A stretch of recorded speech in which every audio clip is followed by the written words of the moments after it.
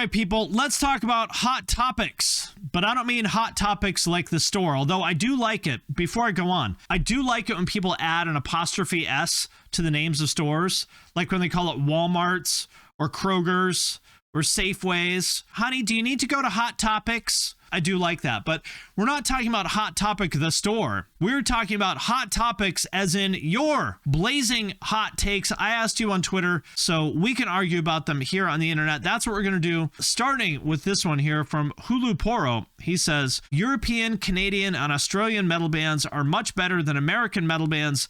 Not a hot take, just the truth. I have a few things to say about this. First of all,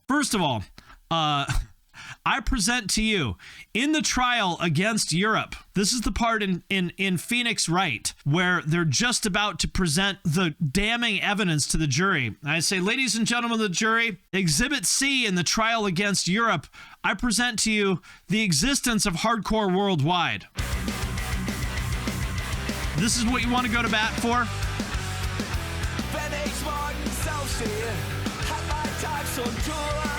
This is it?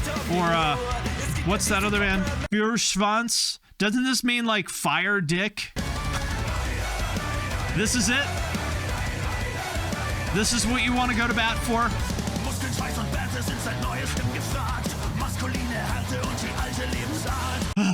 I'll tell you what. I understand this is tongue-in-cheek. I understand this is a joke, but this is like the guy at a party that like drinks a glass of his own pee, but just for a joke to get your attention. Like, look, guys, look how zany I am. I'm drinking my own pee. Look. And everyone's like, dude, yeah, it's fucking, stop. It's disgusting. Stop. We get it. You're really edgy and zany and wacky. Just please stop. I've discussed this before. Europe, obviously, let's put it this way. At this point, Europe is humanity's blooper reel. Okay, that's great that you guys invented democracy and, castles and all that other shit, 1,500 years ago. Good for you. But I think your time has passed. As far as Canada goes, the interesting thing that I have noticed is that Canadians are absolutely obsessed with Canadian music. They will not shut up about it. And the honest truth is that most of it is very mid. Like, Canadians are always like, bro, you got to make a video about Alexis on Fire. They're the best band. They changed my life, bro.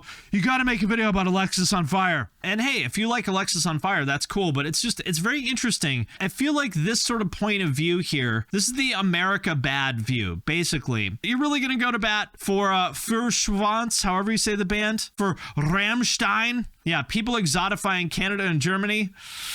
Not on board. I'm not on board. Okay, next one we have from Days of July. Bands who continue to collaborate with pop country artists are going to help pump life into punk, rock, post-hardcore, etc.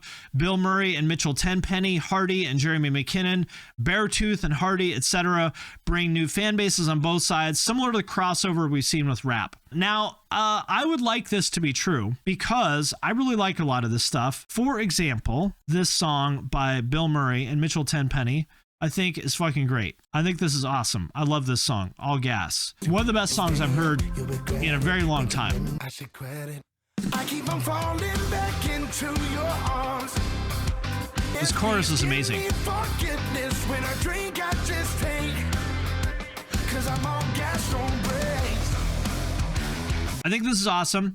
And one of the biggest, most interesting trends of popular music in the past year or two, I would say, is the crossover of country to the pop charts. So this is an interesting one here from back in September. Every country music record broken on the Hot 100 in 2023. As of September, 4 country songs have hit #1 on the Hot 100, which is Morgan Wallen, Last Night, Jason Aldean, Try That in a Small Town, Oliver Anthony, Rich Men North of Richmond, and this week, Zach Bryan's I Remember Everything. And so on the one hand, you would think, well, there's clearly this moment happening right now with country, and there's this sort of segment of it that people call y'alternative, right? And so you would think that that would make sense. But here's the problem, is exactly the way that this person is reacting. Beer cup girls truck. That's the way that rock fans think about country. Rock fans will never, ever, ever, ever, ever, ever, ever, ever accept country. They absolutely hate country. Rock fans just have this instant, incredibly strong, negative emotional reaction to country. So as much as I think this stuff is cool and it does make sense from sort of this like a marketing standpoint is just, it's not ever going to happen. This stuff will never be accepted by rock fans ever in a million years. Anything that involves like country, they're absolutely allergic to it.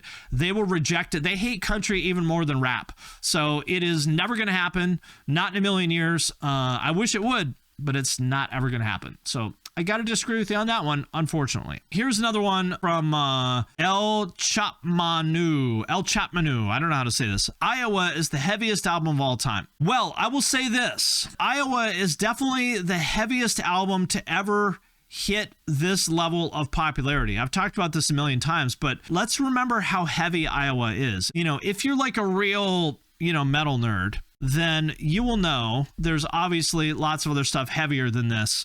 But this is pretty goddamn heavy. Remember, this is the first real song on Iowa, and this hit number 3 on Billboard. And listen to this.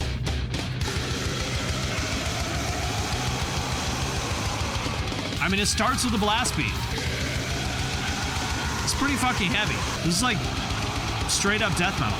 Now, obviously, if you've heard whatever, suffocation or something like that, or, internal bleeding or something like that, obviously there's other stuff that's heavier than this. But it is true that as far as something that is this heavy, I don't think there's been anything else that's hit this level of commercial success. You could debate that Far Beyond Driven by Pantera went to number 1 on Billboard in 1994, and you could debate that maybe, but I love Pantera, but I think any way you want to look at it, this album was a lot heavier than anything that Pantera ever did. So is it the heaviest album of all time? I would say no, but it's definitely the heaviest album to ever chart this high or have this level of mainstream success. Pretty amazing. Okay, from your man Machine Gun Philly. The Black Album was not just Metallica's best album, definitively, but is also the single best metal album of all time. I would actually agree with this. Even me, a certified Metallica not enjoyer. I'm not a Metallica hater by any means. I respect Metallica, but as I've talked about many times, I do not actually listen to Metallica. I don't really like Metallica all that much. But I think this album is a goddamn masterpiece, and I really don't understand how anybody could feel any differently. To this day, I would say, obviously, this is the best song. Devil without a cause, and I'm back with the beaver hats and Ben Davis slacks. I jabbed and stabbed and knocked critics back. Oh, look at that. He just destroyed Low Energy Jeb.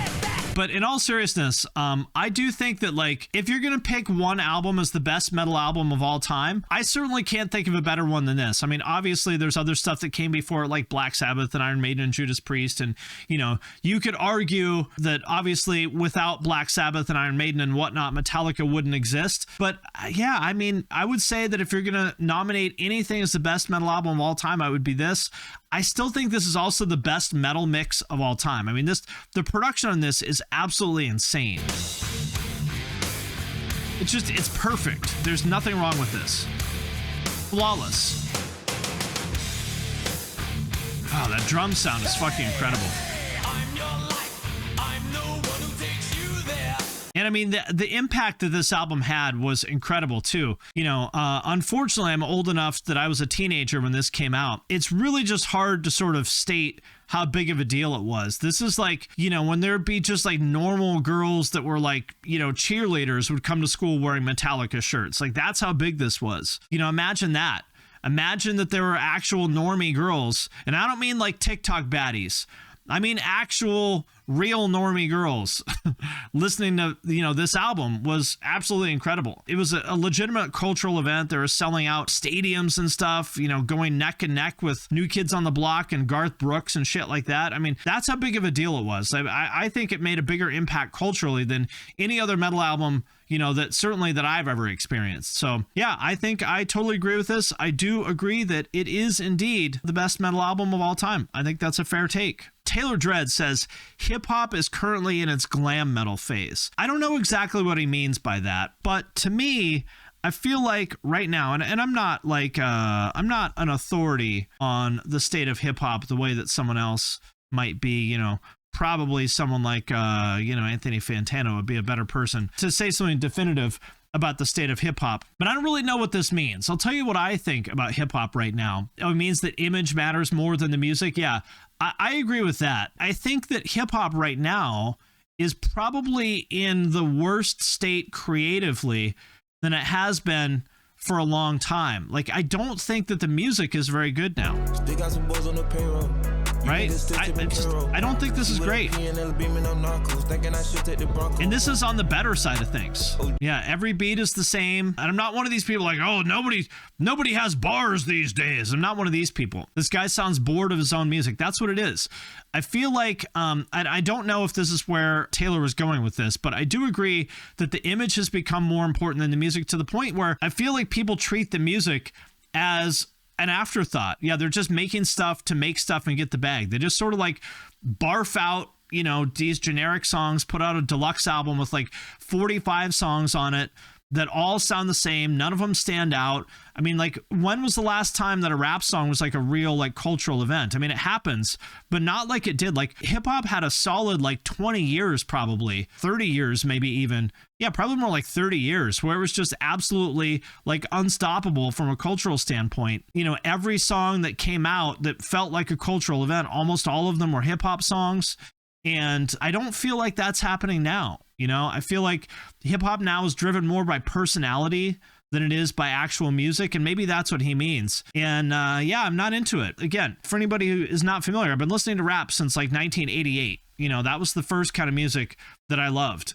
And I feel like probably around 5 years ago or so, starting around 2019, when melodic trap sort of took over, which is a style that's very easy to sort of like copy and paste. Yeah, the definition of phoning it in, just as guilty as metalcore. That's what I think. I think like modern rap and metalcore are in the same place right now, which is just really copying and pasting a bunch of bullshit. And nobody is really standing out. There's not a lot of vision. I feel like both of those genres are just both about to just like burn down to the ground. And it can take a couple years for them to sort of like reinvent themselves and come up with something new and fresh, because what's happening now is not it, in my opinion. So I don't know exactly what you meant by that, but those are my thoughts on it. Ryan Katz says, cats are better than dogs. I said what I said. Well, I feel like you're biased because your last name is Katz. And if your last name was Ryan Dogs, would you say that dogs were better? Now, I got to disagree. And I've had many cats over the years. So I'm a certified cat owner. But have you ever felt the love of a dog? Is there any better feeling than when you meet a new dog and, it takes like 2 or 3 seconds for them to sort of recognize you, see you, and they're like, hi, you're my new best friend. I love you. This is the best day of my life because I just met you.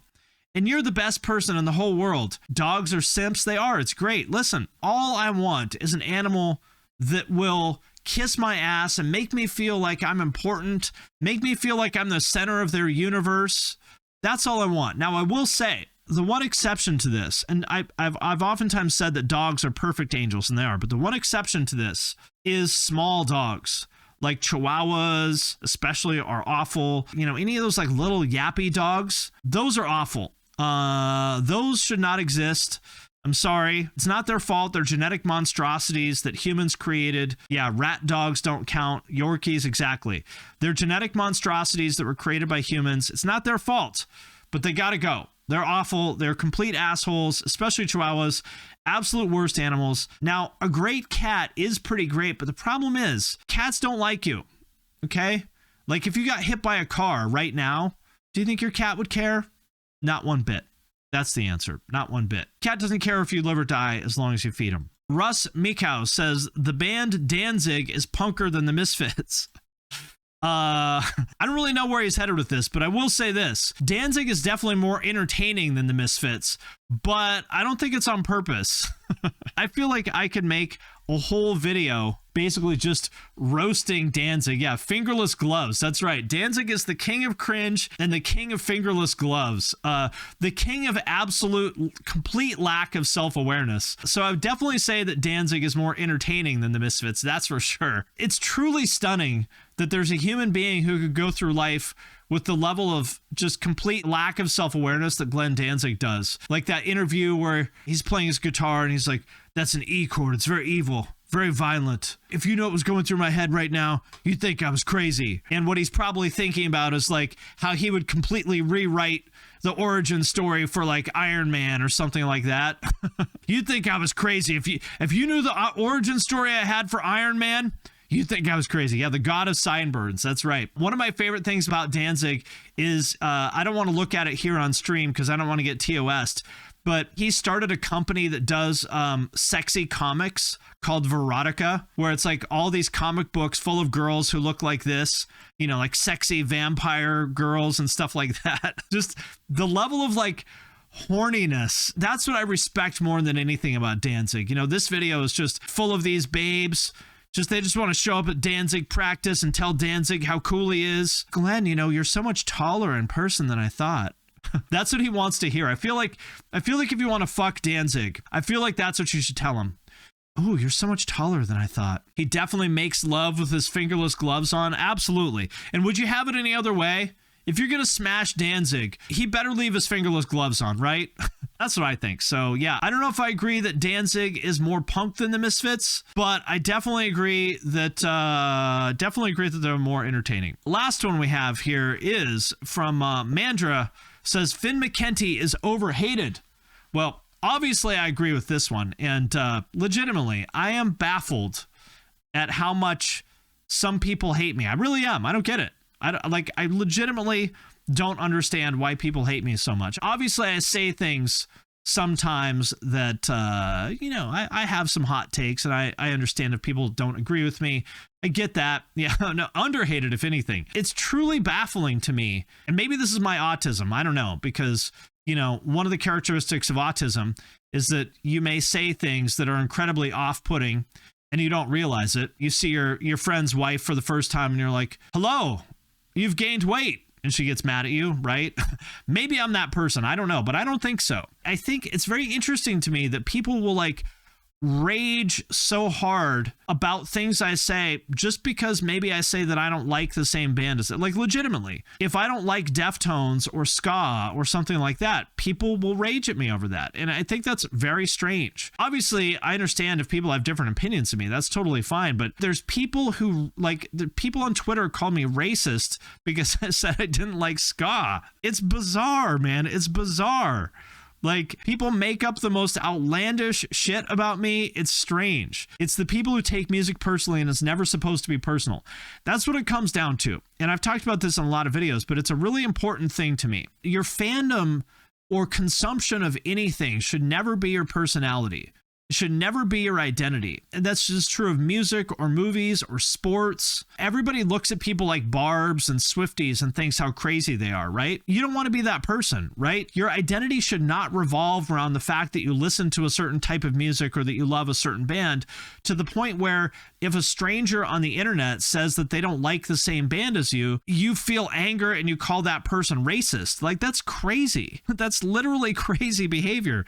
And if you act that way, legitimately, I think you should ask yourself why you struggle so much with emotional regulation, because this is not healthy. It's when people make music, their personality makes them feel like you're attacking their identity. That's what it is. That's something you should probably work on, in all seriousness. And I'm not saying that everyone who dislikes me is mentally ill, but they probably are.